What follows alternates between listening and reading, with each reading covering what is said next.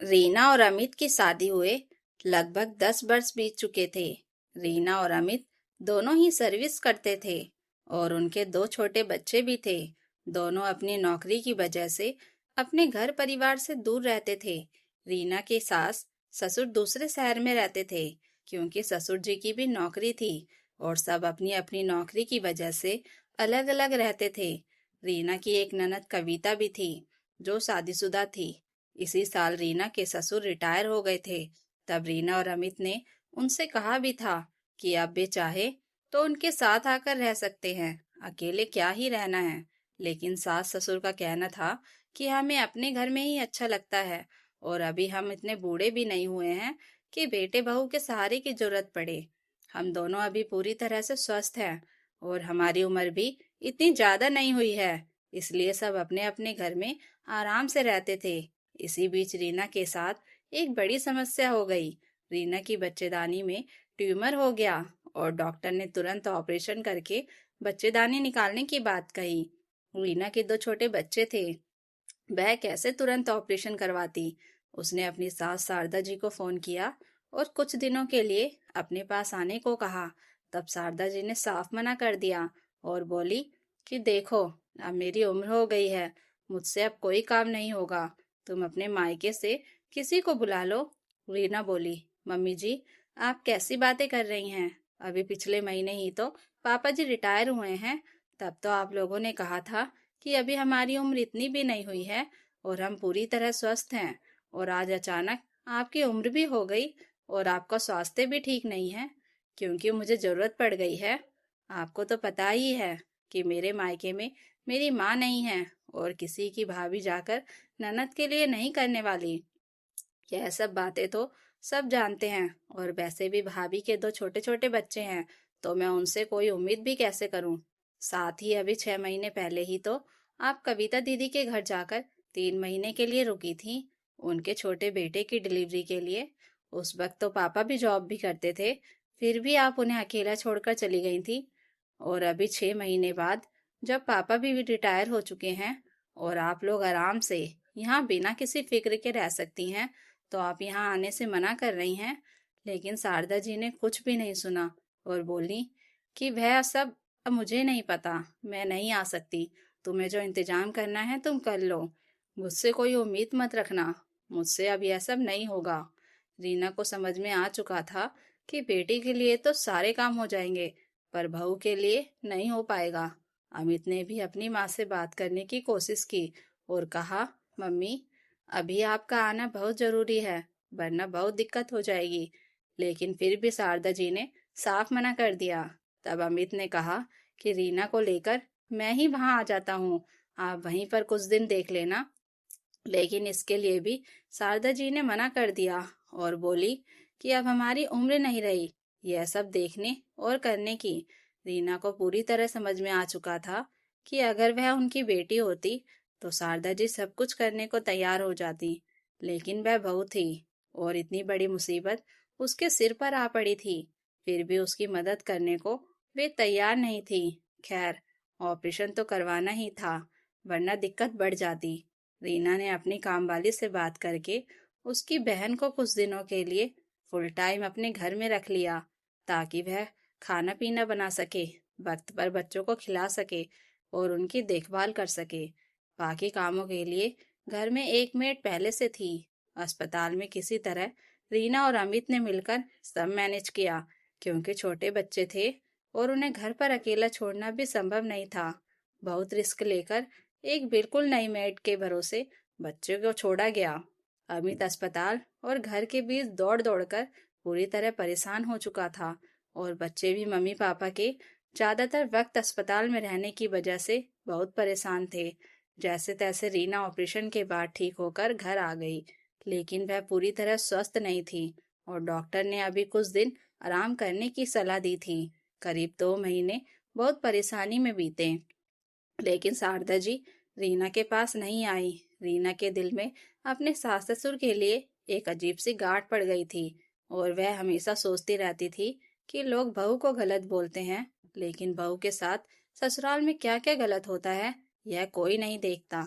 जैसे तैसे वह दिन भी बीत गए, लेकिन यह बात रीना के दिलो दिमाग पर आज तक छाई रही और वह उसे कभी भूल नहीं पाई। इस बात को करीब 15 साल बीत चुके थे। फिर ठीक वही समस्या 15 वर्षों बाद शारदा जी के साथ हो गई और डॉक्टर ने तत्काल उनकी बच्चेदानी ऑपरेट करके निकालने के लिए कहा, वरना बहुत रिस्क था।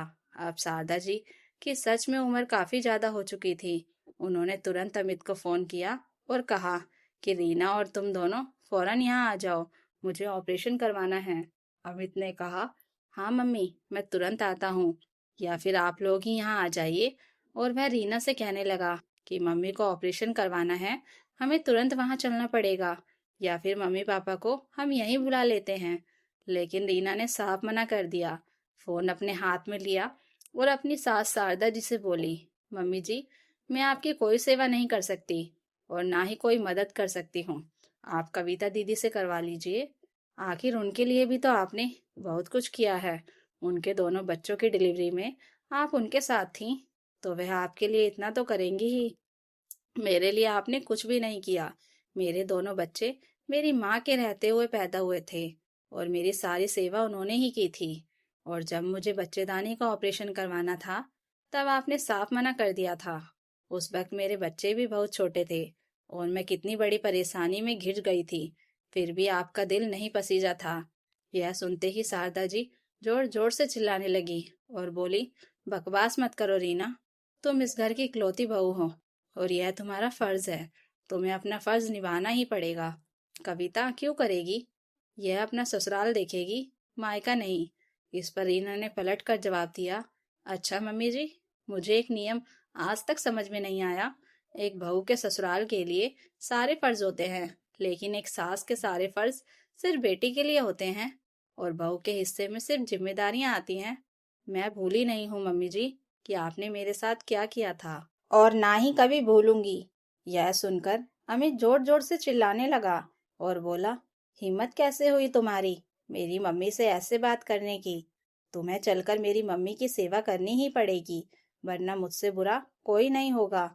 इस पर रीना भी जोर से चिल्लाई और बोली, अभी जो मेरे ऊपर गरज रहे हो और हक जता रहे हो ना, यह आवाज और यह हक उस वक्त कहाँ गया था जब मेरे बच्चे बिन माँ के तड़प रहे थे, रो रहे थे और मैं अकेली अस्पताल में तड़प रही थी। तब यह हक और गुस्सा अपनी माँ पर क्यों नहीं दिखाया? अब मुझ पर दिखाने की कोशिश मत करना। तुम्हारी माँ ने जरूरत पड़ने पर मेरी कोई मदद नहीं की, तो अब मुझसे भी कोई उम्मीद मत करो कि मैं उनकी कोई मदद करूंगी। हाँ, दुनिया मुझसे बुरा बोलेगी, स्वार्थी बोलेगी, लेकिन मुझे अच्छा बनने का कोई शौक नहीं है।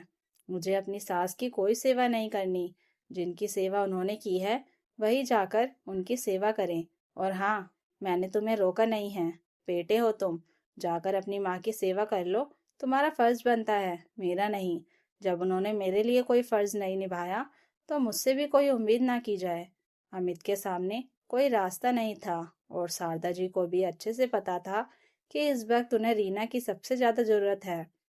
लेकिन रीना किसी भी कीमत पर वहां जाने को तैयार नहीं थी। तब शारदा जी ने अपना आखिरी हथियार अपनाया और बोली, देखो बहू, तुम्हें मेरी सेवा करनी ही पड़ेगी, वरना मैं तुम्हें अपनी सारी संपत्ति से बेदखल कर दूंगी। रीना को पहले से ही इसका अंदाजा था, इसलिए उसने साफ कह दिया कि मुझे आपकी कोई संपत्ति नहीं चाहिए।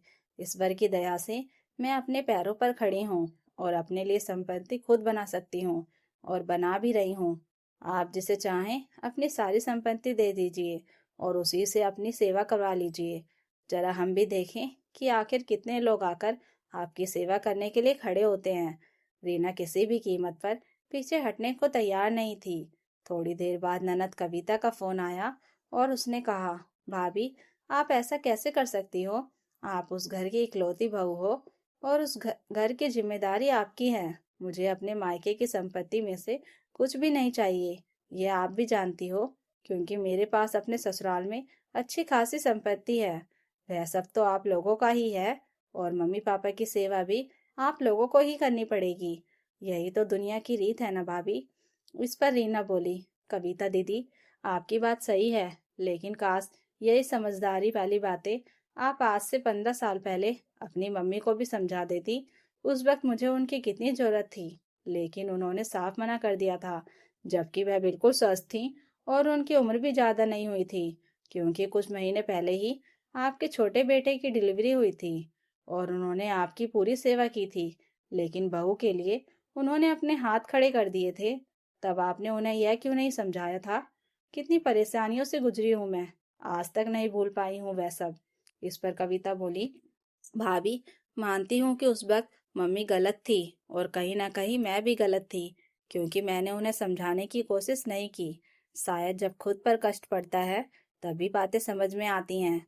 भाभी, मम्मी का ऑपरेशन बहुत जरूरी है और मेरा वहां जाना अभी मुश्किल है। मेरी ननद की बेटी की शादी है और सब कुछ हमें ही देखना है, क्योंकि हम उनके इकलौते भाई भाभी हैं। उधर मम्मी का तुरंत ऑपरेशन होना जरूरी है। आप नहीं गई तो बहुत मुश्किल हो जाएगी। मम्मी को अपनी गलती का एहसास हो चुका है। बस आपसे विनती है कि पुरानी बातें भूल जाइए। उन्हें आपकी बहुत जरूरत है। यह कहकर कविता ने फोन रख दिया। थोड़ी देर बाद शारदा जी का दोबारा फोन आया और उन्होंने पूछा, क्या सोचा है तुमने बहू? रीना बोली, सोचा तो अभी तक कुछ नहीं है, लेकिन शायद अब आपको यह समझ में आ गया होगा कि जब जरूरत पड़ती है ना, तो ना बेटा काम आता है और ना ही बेटी।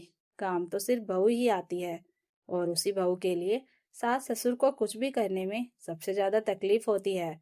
लेकिन उम्मीदें सारी उसी से रखी जाती है। शारदा जी चुप रही, क्योंकि उन्हें अपनी गलती का पूरा एहसास हो चुका था। अमित याचना भरी नजरों से रीना की ओर देख रहा था, इस उम्मीद में कि शायद वह चलने के लिए मान जाए। अमित ने धीरे से कहा, रीना, मम्मी को अपनी गलती का बहुत पछतावा है। उन्हें समझ में आ गया है कि उन्होंने तुम्हारे साथ बहुत गलत किया। अब सारे गिले शिकवे भूल जाओ और रिश्तों को एक और मौका दो। आखिर अपने तो अपने ही होते हैं। रीना को अमित से कोई शिकायत नहीं थी और उसका दुख उससे देखा नहीं जा रहा था। इसलिए मन ना होते हुए भी वह शारदा जी के पास जाकर उनकी सेवा करने के लिए तैयार हो गई।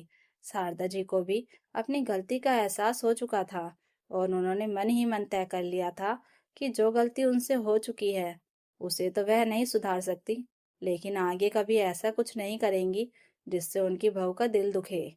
क्योंकि जरूरत पड़ने पर बेटा बेटी नहीं बल्कि बहू ही काम आती है, और यही जीवन का सबसे बड़ा सत्य है। तो दोस्तों, अगर आपको यह कहानी अच्छी लगी हो तो कमेंट करके जरूर बताइएगा, और नई कहानियों के लिए चैनल को सब्सक्राइब जरूर कर लीजिएगा। Thank you for watching.